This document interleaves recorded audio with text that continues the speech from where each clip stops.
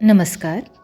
आजच्या या व्हिडिओमध्ये आपण पाहणार आहोत 20 डिसेंबर रोजी साजरी होणारी संत गाडगेबाबा जयंतीवर एक छोटंसं पण प्रभावशाली भाषण.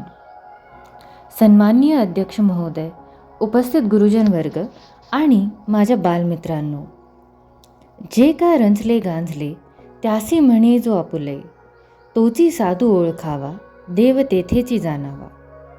जगद्गुरू तुकाराम महाराजांच्या या ओळी खऱ्या अर्थाने ज्यांनी जगून दाखवल्या ते म्हणजे राष्ट्रसंत गाडगेबाबा. आज त्यांच्या जयंतीनिमित्त मी त्यांचे विचार मांडण्यासाठी इथे उभी आहे.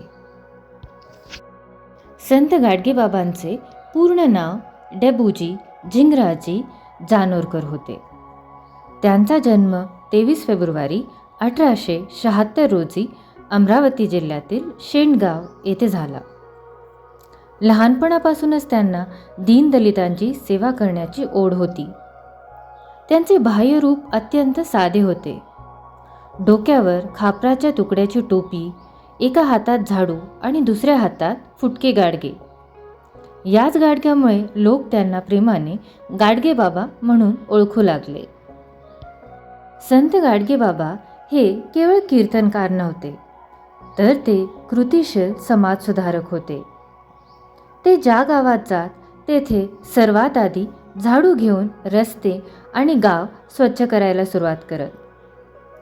त्यांनी समाजाला स्वच्छतेचा मंत्र दिला. त्यांच्या कीर्तनाची भाषा वऱ्हाडी होती, जी थेट सामान्य माणसाच्या मनाला भिडायची. संत गाडगेबाबांनी आयुष्यभर आपल्या कार्यातून लोकांना 10 सूत्री संदेश दिला.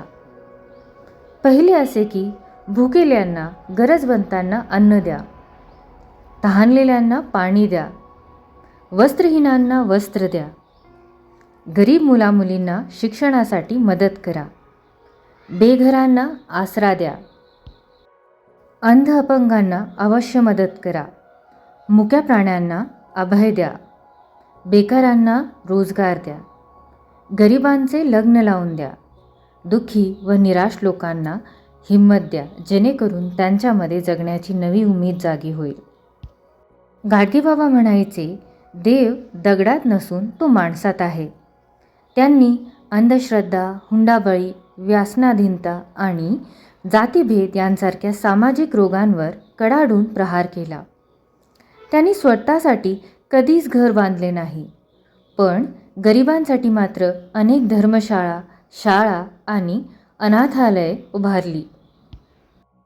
आज आपण फक्त गाडगेबाबांच्या प्रतिमेचे पूजन करून चालणार नाही, तर त्यांनी दिलेल्या स्वच्छतेचा आणि मानवतेचा झाडू हातात घेऊन आपला परिसर आणि आपले विचार स्वच्छ ठेवणे हीच त्यांना खरी श्रद्धांजली ठरेल. एवढे बोलून मी माझे भाषण संपवते. गोपाला गोपाला देवकीनंदन गोपाला.